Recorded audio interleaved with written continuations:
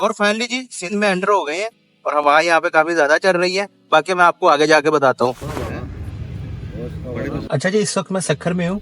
सक्खर में क्यों गया था ये मैं आपको अभी थोड़ी देर में बताता हूँ। बाकी आज की वीडियो होने वाली है हमारे 4 दिन की रोड ट्रिप की, जो हमने सिंध का किया था। शुरू करते हैं हमारा आज का सफ़र। फैसलाबाद से हम लोग सुबह 10 बजे के करीब निकले थे और जिस दिन हम निकले थे उस दिन बहुत ज़्यादा धुंध थी, इस वजह से 10 बजे वाला टाइम लगा, क्योंकि 11 बजे तक मोटरवे जो है वो खुलती है। मोटरवे हमने ली थी अमीपुर वाली और ये हमें सबसे बेस्ट थी, क्योंकि यहाँ से आगे फिर वो मुल्तान सक्खर वाला जो है वो रास्ता शुरू हो जाता है। और मोटरवे पे जो हमारा पहला ब्रेक था वो हमने मुल्तान लिया था मोटरवे से उतर के। जुम्मे के वक्त ना सफर हम ज्यादातर अवॉइड ही करते, तो आज जुम्मे का दिन था, इस वजह से इस होटल पर रुके थे। इस होटल पे इसलिए रुकते हैं क्योंकि जब पहले सक्खर मुल्तान वाली मोटरवे जब नई बनी थी तो इस पे कोई भी रेस्ट एरिया वगैरह जो था वो नहीं था। तो जब आपने खाना वाना खाना होता था तो मोटरवे से उतर के आना पड़ता था। तो फिर तब जब जाते थे तब यहीं आते थे, इस वजह से आज भी फिर यहीं पे आ गए। दूसरा फिर टाइम भी गुजारना था, रेस्ट एरिया पे गुजरना नहीं था, यहाँ पे अब जरा टाइम जो है गुजर जाएगा। उसके अलावा मौसम काफी बदल गया है। फैसलाबाद में आज काफी सर्दी थी, सुबह 7 या 8 टेम्परेचर था और अब यहाँ पे जो है स्वेटर वेटर सब उतर गया और धूप में भी मतलब कि इससे मजे से नहीं बैठा जा रहा है यहाँ पे। आगे सक्खर सिंध में भी इसी तरह का मौसम होगा। वैसे तो पेट्रोल पंप मोटरवे भी बन गए, अगर हमने यहीं पे रुक के तो पेट्रोल डलवा लिया था, क्योंकि मोटरवे पे धुंध पड़ जाती तो उन्होंने हमें नीचे उतार देना था मोटरवे से। बाकी यहाँ तकरीबन हम लोगों ने 3 बजे यहाँ से सफ़र अपना शुरू किया था और मुल्तान चढ़ते के साथ ही थोड़ा सा आगे जाएँ तो फिर सक्खर वाला जो पैच है मोटरवे का वो शुरू हो जाता है। और सर्दी का ये मसला होता है कि शाम बहुत जल्दी जाती है और शाम से थोड़ा सा पहले फिर हमने अपना एक और ब्रेक लिया था। ये हमारा लास्ट ब्रेक था मोटरवे पे। अभी टाइम हो रहा है तकरीबन 5:15 और अब हम कोशिश करेंगे कि यहाँ से आगे कोई ब्रेक ना ले। मौसम यहाँ पे काफी अच्छा है, मतलब कि मैंने एक्सपेक्ट नहीं किया था कि इतनी अच्छी हवा चल रही होगी, ठंडी हवा चल रही है। बाकी ये आजमपुर सर्विस एरिया है, हम अभी सादकाबाद नहीं पहुंचे। सादकाबाद के बाद तकरीबन जो सिंध है ना वो शुरू होता है। सादकाबाद के बाद जो हम सिंध में एंटर हो जाएंगे। चाय इस दफा भी अपनी बना रहे हैं, सामान ये लेके आए थे और ये जो मैं पिछले दफा भी बताया था कि बेहतरीन है। और ये 3 कप इसलिए कि इस दफा मेरे और पापा के साथ मामू भी आए हुए हैं। अब थोड़ी देर में बस सिंध में एंटर हो जाएंगे, उसके बाद फिर मैं आपको बताता हूँ कि हमारी जो फाइनल डेस्टिनेशन है वो कौन सी। दफा मैं उससे पहले सक्खर पहुंच जाए। और ये हमारा लास्ट फ्यूल अभी इसलिए था क्योंकि ये मोटरवे वैसे तो कराची तक जाएगी, मगर अभी ये सिर्फ सक्खर तक ऑपरेशनल है। सक्खर से यहाँ से उतर के फिर आगे अगर आपने कराची जाना तो फिर जो नेशनल हाईवे उस पर जाना पड़ता है। हमारी फाइनल डेस्टिनेशन जो थी वो सक्खर नहीं थी, हमारी फाइनल डेस्टिनेशन थी वो खैरपुर थी। और तकरीबन सक्खर से तकरीबन आधा घंटा लगता है खैरपुर, आधा घंटा 40 मिनट में खैरपुर पहुँच जाते हैं। और अगले 4-5 दिन जो थे वो हमने खैरपुर में रुकना था और हम तकरीबन 8 बजे के करीब जो थे खैरपुर पहुंच गए थे।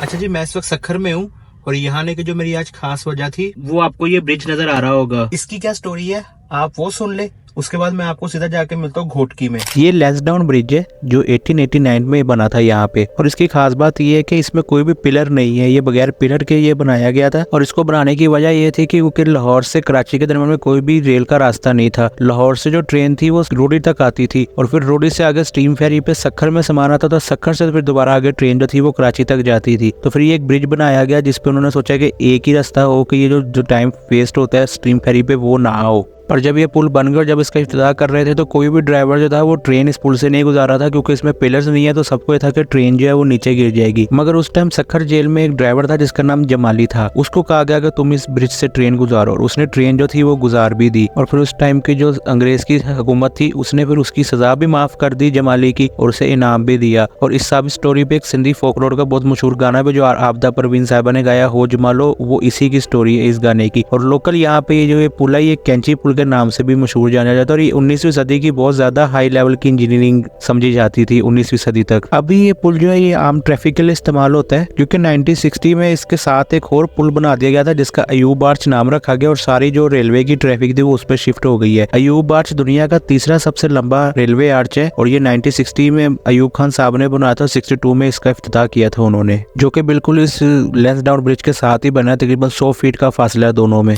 आई होप स्टोरी आपको पसंद आई होगी इस ब्रिज की। अब यहाँ पे यहाँ पे सब्जी मिलती है, देखते हैं कि क्या सिस्टम है। बिल्कुल सादा सा सेटअप है, मैं दिखाता हूँ आपको। ये घोटकी में बिल्कुल रोड के किनारे पे एक ढाबा बना हुआ है। ढाबा भी नहीं आप इसे कह सकते, बेसिकली एक छोटा सा तंदूर बना हुआ है जिसमें वो चावल सब्जी बनती है कोयलों पे और उसमें वो स्टीम पे चावल, उसी में चावल और सब्जी जो है वो इकट्ठा बनाते हैं। और बिल्कुल बेसिक सा सेटअप था। इस बंदे के पास बैठने की जगह नहीं थी क्योंकि सभी यहाँ पे टेक अवे करते हैं, मगर ये जिनके साथ हम आए थे उनके जाने वाला था तो उन्होंने हमें सिटिंग भी लगा दी। और मैं जो पर्सनली मैं गोश्त जो है इतना पसंद नहीं करता, मगर ये खाने वाला है और ये इतना मज़ेदार था कि मैं खुद हैरान हो रहा था कि इसने कैसे बनाया होगा। चावलों में भी एक यूनिक किस्म का जायका था और इसमें गोश्त में भी इसी तरह का जायका था। और खाने के बाद फिर यहाँ पे घोटकी की लोकल हमें मिठाई दी, इसे पेड़े कहते हैं।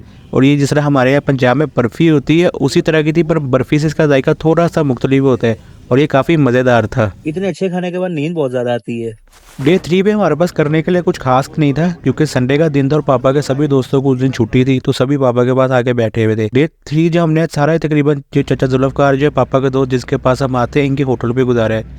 और मेरे हिसाब से पूरे खैरपुर में सबसे मज़ेदार चाय इस होटल में मिलती है। और मैं जब भी खैरपुर आता हूँ तो मैं सबसे ज़्यादा जो यहाँ पे चाय पीता हूँ वो इनके होटल की है। पर डे 3 जितना बोरिंग था, शाम आते आते ही उतना एक्साइटिंग हो गया, क्योंकि शाम में हमने एक जगह खाना खाने जाना था। पापा के दोस्त हैं, उन्होंने हमारी दावत की थी और हम उनके उताक पे जा रहे थे। उताक किसे कहते हैं वो मैं आपको आगे बताता हूँ। बाकी जब हम वहाँ गए तो वहाँ बिल्कुल ही अजीब सा सीन था। अजीब इस तरह के पुराना था वो उनका वो एरिया था सारा, और वहाँ पे कच्चा सा उनका ये मकान बना था जहाँ हमने बैठ के वहाँ पे खाना खाया। और काफ़ी मज़ेदार खाना था, सारा देसी खाना था, सिंधी स्टाइल में पका हुआ था और काफ़ी मज़ेदार खाना था इनका।